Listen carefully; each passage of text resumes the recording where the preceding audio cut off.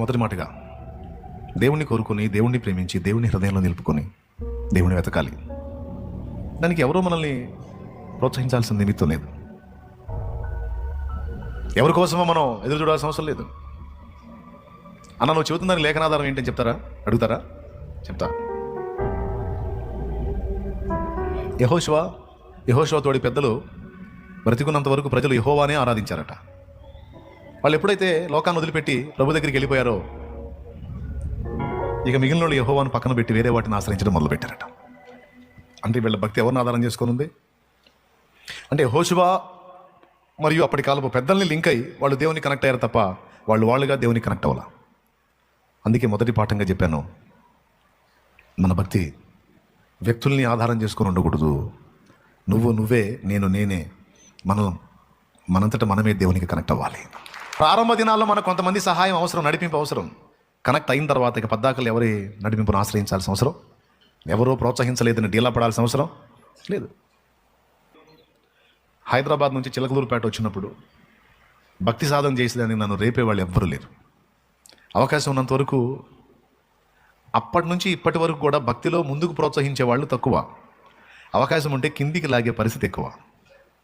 కిందికి లాగే అవకాశాలు ఎక్కువ ఉన్నాయి అప్పటి నుంచి ఇప్పటిదాకా. కానీ భక్తిలో ముందుకు నెట్టే అవకాశాలు లేవు.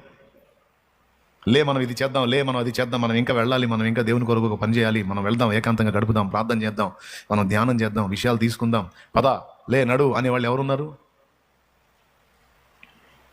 అవునా? ఇప్పుడు మీరు ఎన్నో పరిస్థితులు కూడా ప్రయాణం చేస్తున్నారు, పడతాలు లెగుస్తూ ఉన్నారు. కొద్ది రోజులు బాగా డెప్త్గా భక్తి చేస్తున్నారు, కొద్ది రోజులు పూర్తిగా దేవుని వదిలిపెట్టి తిరుగుతూ ఉన్నారు. ఒక్కోసారి బాగా మండిన అనుభవం ఉంది, ఒక్కోసారి చల్లారిపోయిన అనుభవం ఉంది. మీకు అర్థమవుతుంది, అవునా కదా? ఒక్కొక్కసారి ఏమో బాగా మండుతున్నట్టు ఉంటుంది, ఒక్కోసారి ఏమంట దేవుని కొరకు మంట హృదయంలో మండుతున్నట్టు ఉంటుంది, ఒక్కోసారి ఏమో చల్లారిపోయినట్టు ఉంటుంది. అప్పుడు మళ్ళీ ఏదో వాక్యమో ఏదో ఒకటి లేకపోతే ఎవరో ఒక వ్యక్తి ద్వారా మళ్ళీ ప్రభావితమై మళ్ళీ ముందుకి వెళ్ళాం. మరి అప్పటి నుంచి ఇప్పటిదాకా నాకెవరు ఉన్నారు? ఉదాహరణకి ఒకవేళ నేను చల్లారాను అనుకో, కొద్ది కాలం మీలాగనే బలహీనపడి దేవునికి దూరమై అన్నిటినీ పక్కన పెట్టాను అనుకో, మీకు కనపండిక నేను. కానీ మీరు అదే ప్రపంచం, కానీ ఆ టయానికి వచ్చేటప్పటికి అన్నిటినీ తిప్పుతా ఉన్నారు. హల్లెలూయా. లేకపోతే కష్టం కదా. అంతెందుకండి, యథార్థం మాట్లాడుకుందాం.